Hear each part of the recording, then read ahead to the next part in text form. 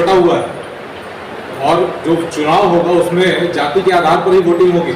जाति के आधार पर सरकार ने बांटा था। तो 5 साल की कोई मैं आपकी का जवाब दे रहा हूं। 5 साल पहले या 4.5 साल पहले जो सरकार आई थी तो जाति के नाम पर बांटी थी सरकार। लेकिन मैं ग्रामीण विधानसभा की बात कर रहा हूँ कि ग्रामीण विधानसभा में जो विधायक जीते तो वो सरकार के अंग है। और इन्होंने भी, मैंने कहा शुरू में, क्षेत्रवाद के नाम पर लोगों को बांटा। मैं आपकी रिपोर्ट की बात कर रहा हूँ। मैं भी रिपोर्ट की बात कर रहा हूँ। मैं भी तो रिपोर्ट की बात कर रहा हूँ। जो आप पूछ रहे हैं मैं भी उसी की बात कर रहा हूँ। इस इलाके में जो विधायक थे उन्होंने क्षेत्रवाद के नाम पर लोगों को बांटा, जाति के नाम पर लोगों को बांटा। लेकिन इनकी असलियत आम लोग समझ लिए। यहाँ कोई जाति का मुद्दा नहीं है, कोई क्षेत्रवाद का मुद्दा नहीं है। एक ही मुद्दा है कि कैसे यहाँ के विधायक जो भ्रष्टाचार के आकंठ में डूबे हुए हैं, गरीब जनता को लूटकर गरीब और गरीब हो रहा है और कुछ लोग पैसे वाले और पैसे वाले हो रहे हैं। और इस विधायक के बारे में तो मेरे से बेहतर आप सभी लोग। संजय जी, एक ये सवाल मैं पूछ रहा था कि आपने शराबबंदी की बात की। 2018 के चुनाव से पहले एक गंगा जल हाथ में लेकर शराबबंदी की कसम खाई थी। ना तो आज तक उसका कोई वीडियो है, ना तो उसका कोई आज तक ऑडियो है, ना तो उसका आज तक कोई अखबार की कोई कतरा नहीं। तो ये आधार क्या बनता है? मैंने देखा है, आपने देखा कि नहीं देखा मुझे नहीं पता। मैंने तो खुद देखा वीडियो, आपको भी मैं दिखाऊंगा वीडियो। यहाँ के विधायक ने, मेरी बात तो खत्म हो जाएगी, आप मेरे पास वीडियो। यहाँ के विधायक साइकिल पे बैनर लगा के उन्होंने खुद कहा कि मैं भी शराबबंदी करूंगा और मेरी सरकार भी जो है, ये सरकार के महत्वपूर्ण नेता है, मंत्री रहे और उनके मैनिफेस्टो में भी है। आप देखिए उनका मैनिफेस्टो। अगर मैनिफेस्टो में अगर वो सरकार का एक घोषणा हो तो सरकार मैं 5 साल तक क्या करने वाला, उसमें लिखा है। मैंने देखा है, आपने भी देखा होगा और वो सब तो नेट पर डला रहता है, आप भी देख सकते हैं। और सरकार में तो विधायक की रैली को देखा, अभी भी वीडियो है कि कैसे वो पोस्टर लगा लगा के, और महिलाओं ने बताया मुझे ये बात जो है। एक मैं मोहल्ले की 100 महिलाओं के बीच में बैठा था, उन्होंने दिखाया, उन्होंने ये भी कहा ये विधायक जी रैली किए और कहे कि मैं शराबबंदी करूंगा भैया। और हमारे क्षेत्र में उन्होंने अवसर दिखाया, यहाँ पर नया ठेका स्वीकृत हुआ है। कौन से नहीं किया है संजय जी, वो जहाँ हम लोग महिलाओं के सब बैठे थे। तो क्या भाजपा के शासन में आती है तो शराबबंदी लागू करेगी? संजय जी उन्होंने मुझे दिखाया, महिलाओं ने, हम लोग रो रहे हैं, हमारे बाल बच्चे बिलट रहे हैं। और जो विधायक जो सरकार का शराबबंदी करेंगे, हम लोग से घर घर आके वोट मांगा, यहाँ पर नया ठेका खुल रहा है। इतना करोड़ शराबबंदी तो नहीं कर सकते। संजय जी, आप विरोध कर रहे हैं, आपने बोला कि ग्रामीण विधायक भर हारेगा और आपने ग्रामीण विधानसभा का सर्वे किया है और आप पूरे प्रदेश का एनालिसिस बता रहे हैं। आपके वक्तव्य में अभी आपने बोला कि मैं पूरे प्रदेश में भाजपा की सरकार आई, तो आप एक ग्रामीण विधानसभा में कहाँ घूमे हैं? जी मैं बताया, पहले मैं बोल लूँ, अभी मैं ये बोल रहा हूँ कि आपने ग्रामीण विधानसभा का सर्वे किया और किस किस क्षेत्र में गए, क्योंकि ग्रामीण विधानसभा का मैं भी एक मतदाता हूँ, लेकिन मेरी आपसे कभी भेंट नहीं हुई। आप अगर सर्वे करने गए हैं तो आम मतदाता में आपने बोला हर वर्ग से जुड़े हैं। सुन लीजिए, वो मैं आपसे बोल रहा हूँ, आप एक ग्रामीण विधानसभा के निर्णय, एक विधानसभा के सर्वे से आप पूरे देश का निर्णय कैसे बता पाएंगे? बोलिए। मैं सर्वे के लिए नहीं आया, फिर मैं बोल रहा हूं, हमने समाज के सभी वर्गों से बात की। केंद्रीय नेतृत्व के कार्यक्रम के अनुसार ये संभव है क्या कि कोई 8 दिन में जो विधायक यहाँ 10 साल से, अगर आप उनसे भेंट करा दीजिए, आप जनता से सब विधायक सब जनता से उनकी भेंट हो गई क्या? तो अगर मेरे से आप 8 दिन में ये अनुमान लगा रहे हैं कि सभी लोगों से भेंट हो गई, तो मेरे साथ ज्यादती होगी कि नहीं? और ये मिनी भारत है, जो राज्य की राजधानी। और मैंने जिन लोगों से बात किया वो प्रभाव वाले लोग हैं। अगर कोई ट्रांसपोर्टर है 50 तो पूरे राज्य में ट्रांसपोर्टर है। अगर कोई समाज के प्रबुद्ध वर्ग है, कोई कॉर्पोरेटर है, कोई अगर जनप्रतिनिधि है, तो वो जनप्रतिनिधि जो मुझे बताया वो लागू तो पूरे राज्य में वो पॉलिसी होगी। ऐसा थोड़ी है कि एक नगर पंचायत में या एक नगर निगम में वो पॉलिसी होगी सरकार की और पूरे बिहार में, पूरे छत्तीसगढ़ में पॉलिसी नहीं होगी। क्या शराब अगर यहाँ बिक रही है, नाजायज शराब, तो ऐसा थोड़ी है कि एक विधानसभा में शराब बिक रही होगी, पूरे राज्य में बिक रही होगी। या अगर गोठान में गायों का गोबर लूट लिया गया तो ऐसा थोड़ी है कि तो एक विधानसभा में लूटा गया और अन्य विधानसभा को छोड़ दिया गया हो। क्या भ्रष्टाचार की आदतन होता है लोगों को? सरकार को भी, नेताओं को आदतन अपराधी को बोलते हैं ना, तो भ्रष्टाचारी जो आदतन भ्रष्टाचारी होते हैं। तो क्या भ्रष्टाचार अगर लोग बोल रहे हैं समाज के सभी वर्ग, तो क्या भ्रष्टाचार एक विधानसभा में होगा?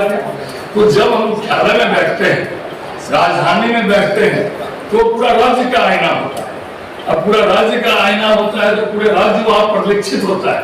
इसीलिए हम मान के चल रहे हैं कि पूरे राज्य में भी यही हालात होंगे जो यहाँ के विधानसभा में हालात होंगे। तो सर, एक व्यक्ति के निर्णय से आप पूरे प्रदेश के एक ही विधानसभा में तो कई मतदाता रहते हैं, कांग्रेस के भी समर्थक हैं, भाजपा के भी है, तो आप किसी एक भाजपा के समर्थक से निर्णय लेके आप नहीं जा सकता? जी, आपने मुझसे पूछा और मैंने जवाब दिया।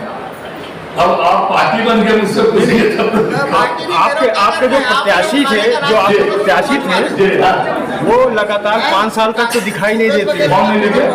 वो लगातार सक्रिय नहीं है, क्योंकि मैं भी उसी क्षेत्र में है, नंदे साहू जी हैं जी, वो गायब रहते हैं, उनसे मुलाकात बहुत असंभव होती है। नहीं जी, एक मिनट, एक बात बताइए। मैं भी उसी क्षेत्र का मैं भी वही बता रहा हूँ। एक बात बताइए, 10 साल से जो विधायक है जिनको जनता ने जिताया, जी जी, जनता का सवाल इससे कि 10 साल में आपने क्या किया, 10 साल में जो आपने कहा वो लागू किया क्या, आपके क्षेत्र में विकास हुआ क्या, क्यों समाज के सभी वर्ग अपने को प्रसारित महसूस कर रहे हैं? वो तो जनप्रतिनिधि का भी समय है। 10 साल हो गया जो यहाँ जनप्रतिनिधि 10 साल से है, जनता तो उनसे सवाल पूछने वाली है। ठीक है,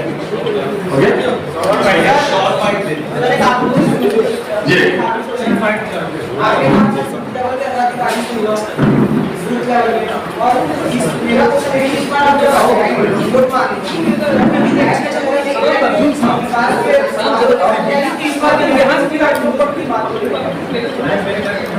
देखिए हमारी राष्ट्रीय पार्टी, हम लोग भारतीय जनता पार्टी काम में विश्वास करते हैं और सभी क्षेत्रों में काम करने में विश्वास करते हैं। हम लोगों ने आपस में गुटबाजी चल रही है, उसको शांत कराने के लिए केंद्रीय मंत्री लगातार दौरा कर रहे हैं। तो दीपक बैद जी, आप टीएस बाबा को शांत कराने के लिए कब जाएंगे?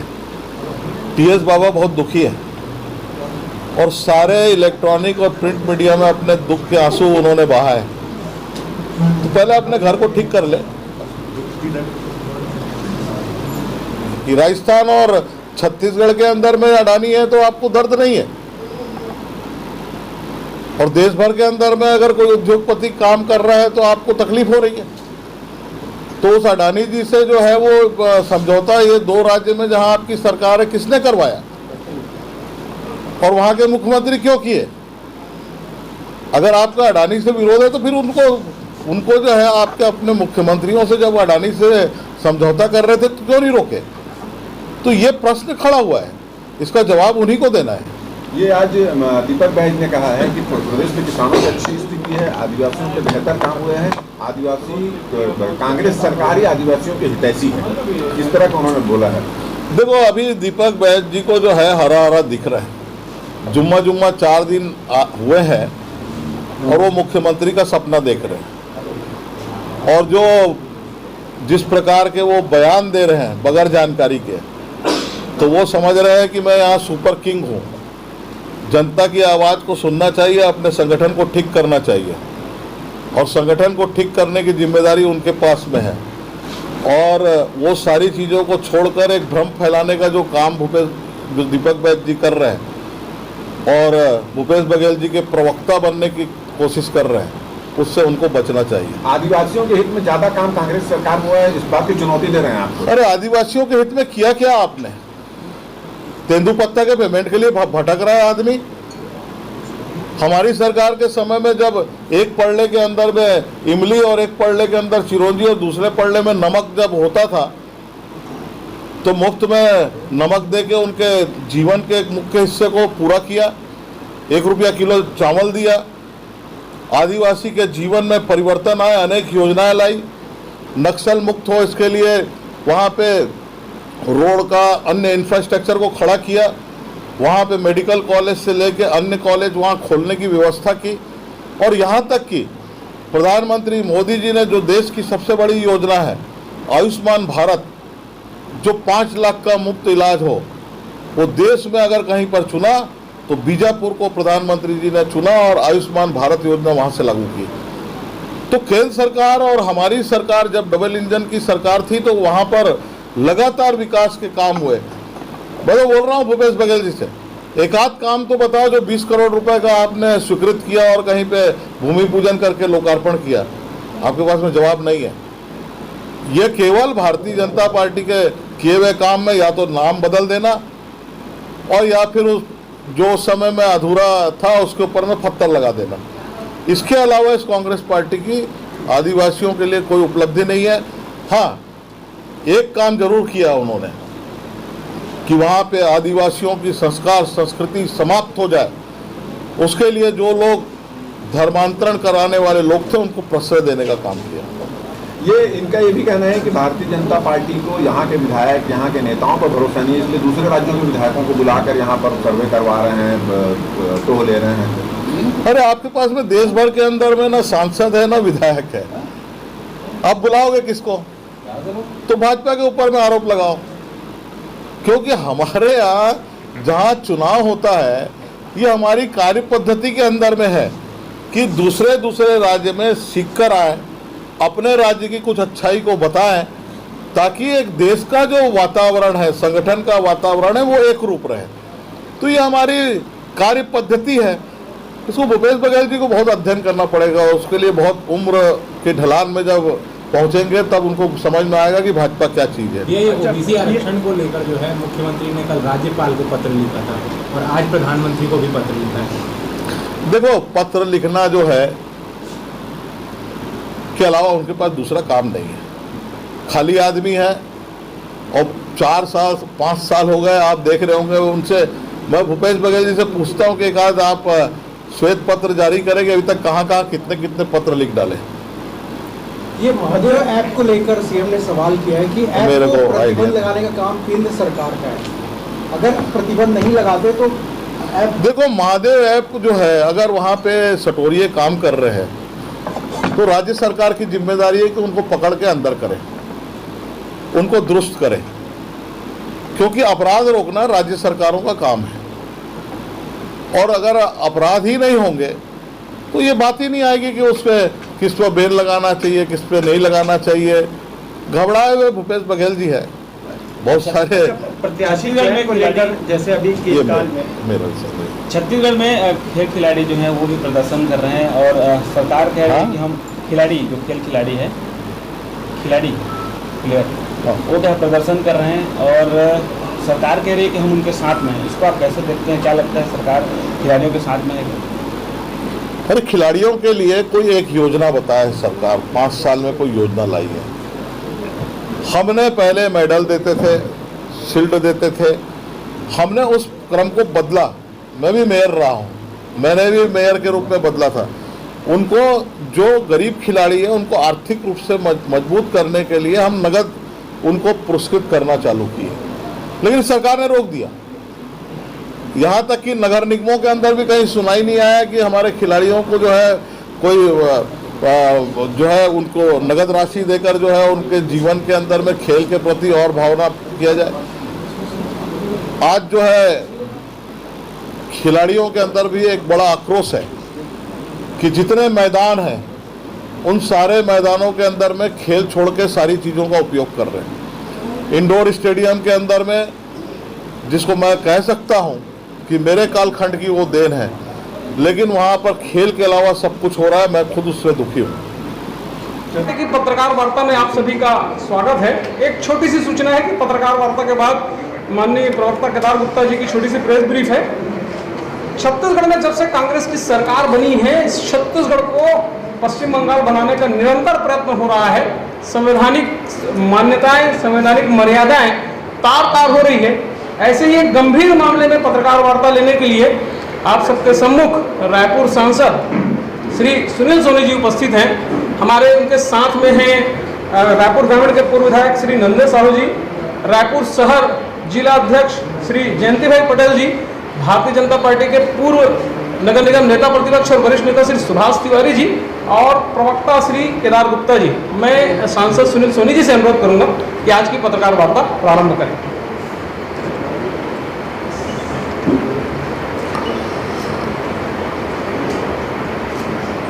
कल मैं गैर राजनीतिक कार्यक्रम, और ये मेरी आदत है कि आने वाली पीढ़ी से मैं बात करूं। सड़क बन जाएगी, नाली बन जाएगी, एक समय आएगा बिखर जाएगा, टूट जाएगा, लेकिन आने वाली पीढ़ी अगर टूट गई, बिखर गई, तो ये भारत विश्व गुरु बनने में व्यवधान हो। ये हमारी सोच है और अतीत इसका उदाहरण है कि आज नहीं, मैं 2002 से ये इस काम को मैंने बीड़ा उठा के किया है। और ये जो घटना घटी है घोर निंदनीय है।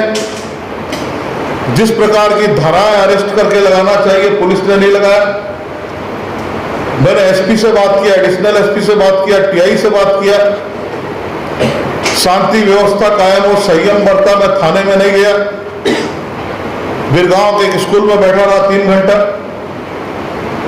हमारे कार्यकर्ताओं को भी धन्यवाद दूंगा कि उन्होंने भी संयम बरता, लेकिन उसके साथ भी मारपीट हुई। इसको कॉलेज से लेके थाने तक का जो व्यवहार रहा, और थाने में पंकज शर्मा जी थे, उनके सामने हमारे कार्यकर्ता को मार दिया। कि क्या एक मजाक जो है इसके अंदर में जो है वो कल देखने को आया, और इस प्रकरण को देखकर मेरे को काफी दुख हुआ कि एक दल का युवा मोर्चा, अगर युवा कांग्रेस जो अगर गुंडा प्रवृत्ति के अंदर में आ जाए, अराजकता फैलाने के अंदर में अगर उसका योगदान हो, तो आने वाले समय में छत्तीसगढ़ का जो भविष्य हो ठीक नहीं है, और जनता देख रही है। और ये सब हरकतों के कारण लगता है कि भारतीय जनता पार्टी आने वाले समय में बड़े बहुमत के साथ में सरकार बनाने जा रही है। बहुत बहुत धन्यवाद। आने में पंकज शर्मा के सामने आपके कार्यकर्ताओं को कैसे मार दिया? हमारे कार्यकर्ता उस समय, क्योंकि हमारे जिलाध्यक्ष जयंती पटेल जी ने कहा था संयम बरते, और भीड़ भी इन्होंने इकट्ठा नहीं किया, क्योंकि हमारा उद्देश्य था कि अगर एसपी, एडिशनल एसपी, टीआई ने कहा हम रिपोर्ट लिखेंगे, तो उस थाने के अंदर भी केवल जनप्रतिनिधि लोग गए थे, जो पार्षद थे वो गए थे, और संख्या कम होने के कारण जो है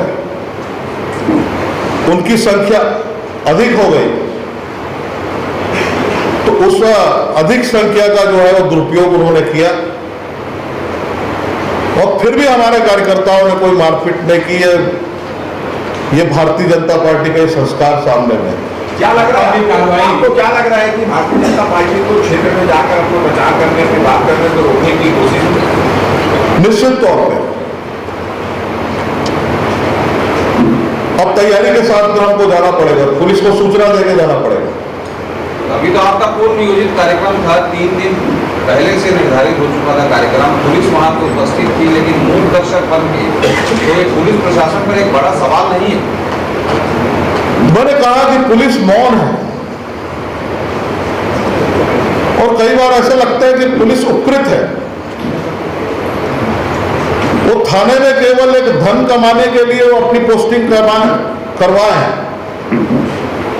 सुरक्षा का जिम्मेदारी उनको नहीं लगती है।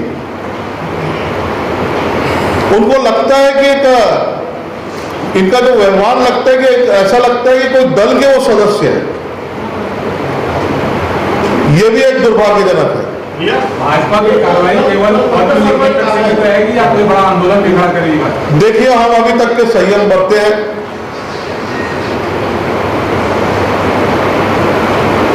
और इस घटना से वो जितने छात्र छात्राएं वो अपने जाके अपने माता पिता परिवार को जरूर बताए होंगे। इन गुंडा तत्वों के व्यवहार आचरण को उजागर किए होंगे।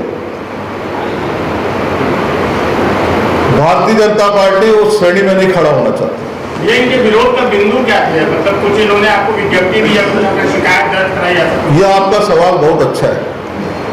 मैं रात भर यही सोच रहा था विरोध का कारण क्या है, और ईमानदारी से कह रहा हूं, मैंने बहुत देर रात तक सोचा कि ये विरोध करने के लिए आया क्यों। क्या हमने कोई जिंदाबाद का नारा लगाया, कोई राजनीतिक हमने उसमें आवरण रखा उस कार्यक्रम के अंदर में? ये मेरे समझ से परे है और ये समझने की मैं अभी तक की कोशिश कर रहा हूं।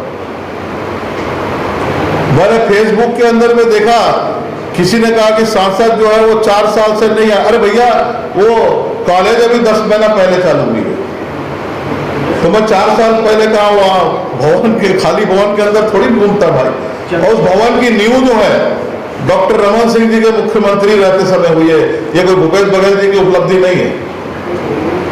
पत्थर इन्होंने अपना जरूर लगाया। सांसद जी पुलिस उपकृत है, बता रहे हैं चुनाव आने वाला है, इतनी बड़ी घटना हो गई, आप जनप्रतिनिधि हैं, भाजपा इसमें कोई बड़ा सड़क के ऊपर कोई आंदोलन नहीं करेगी? आने वाले समय के अंदर में जो है सारे गुंडा तत्वों के खिलाफ में भारतीय जनता पार्टी पूरे प्रदेश भर के अंदर में आने वाले समय में निर्णय लेगी।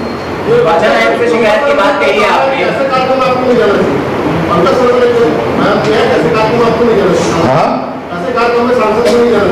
पंकज शर्मा ने कहा है कि ऐसे कार्यक्रम में नहीं जाना चाहिए सांसद। वो सत्यनारायण शर्मा जी को समझाना पड़ेगा अपने पुत्र को कि कैसे कार्यक्रम में सांसद को जाना चाहिए और कैसे संस्कार जो है अपने पुत्र को देना चाहिए, क्योंकि पुत्र जो है वो सत्यनारायण शर्मा जी का है। इसलिए मेरी जिम्मेदारी नहीं है कि मैं ठीक से उसका पोषण करूं। तो इसको जो है ये बड़ा सोच जो है वो, क्योंकि एक बुजुर्ग है और इस बात को बिल्कुल मैं कटाक्ष के रूप में नहीं कहा है, इस बात को मैंने बहुत गंभीरता से कहा है कि आने वाले समय में अगर उसका भविष्य देखते हैं तो उसके व्यवहार आचरण, उसकी संगत, उसके साथ में जिस प्रकार के लोग का जमावड़ा है, उस पर सत्यनारायण शर्मा जी को अध्ययन करना चाहिए, क्योंकि काफी उम्र के हैं, अनुभवी है। इस पूरे प्रकरण में पुलिस का रूप कैसा था? जी, इस पूरे प्रकरण में पुलिस का रूप किस तरह से रखा? पुलिस का जो रूप था, पहले लगा मेरे को निष्पक्ष है,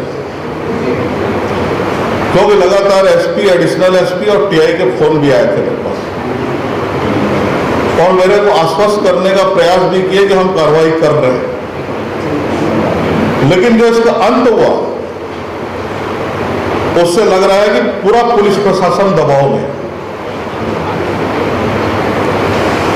और उनको कुछ लोगों ने प्रताड़ना की धमकी भी दी है।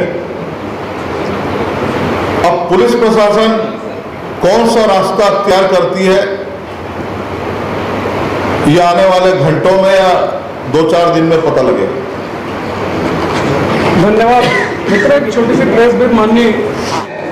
मैं पहले ये कहना चाहूंगा कि भारतीय जनता पार्टी पूर्ण रूप से हर वर्ग को पर्याप्त आरक्षण मिले, संविधान के अनुरूप मिले और किसी प्रकार का उनको व्यवधान ना आए, इसका समर्थन करती है। और भारतीय जनता पार्टी ने विधानसभा में भी जब भूपेश बघेल सरकार ने आरक्षण का मसौदा रखा था तो तो उसका पूर्ण रूप से समर्थन किया था, जो इस बात का स्पष्ट संकेत है कि भारतीय जनता पार्टी आरक्षण के पक्ष में है। परंतु भूपेश बघेल सरकार आरक्षण में राजनीति क्यों करना चाहती है, यह बिल्कुल ही स्पष्ट नहीं हो पा रहा है, क्योंकि राजनीति के मामले में हम सब जानते हैं कि कांग्रेस के कार्यकर्ता ही कोर्ट में जाकर इसमें ऑब्जेक्शन लगाते हैं। सरकार उस पर बड़े वकील खड़े नहीं करती, परंतु जब कोई कांग्रेस का राजनीतिक मामला होता है तो कपिल सिब्बल जैसे बड़े वकील आकर खड़े होते हैं। पर आरक्षण के मामले में हाई कोर्ट में महाधिवक्ता तक नहीं जाते और सरकार जानबूझकर आरक्षण का केस हाई कोर्ट में हार जाती है। बेहद संवेदनशील है और मैं कहूंगा कि रायपुर वासियों और छत्तीसगढ़ वासियों के जीवन की सुरक्षा से, जान से संबंधित प्रश्न है। भारतीय जनता पार्टी ने इसमें एक ब्रीफ रविवार को आयोजित की थी और उसमें हमने मांग की थी कि जो ये केक कटिंग वाले हैं इनको कठोर से कठोर धाराएं लगाकर और सजा देने के लिए कोर्ट में भेजना चाहिए।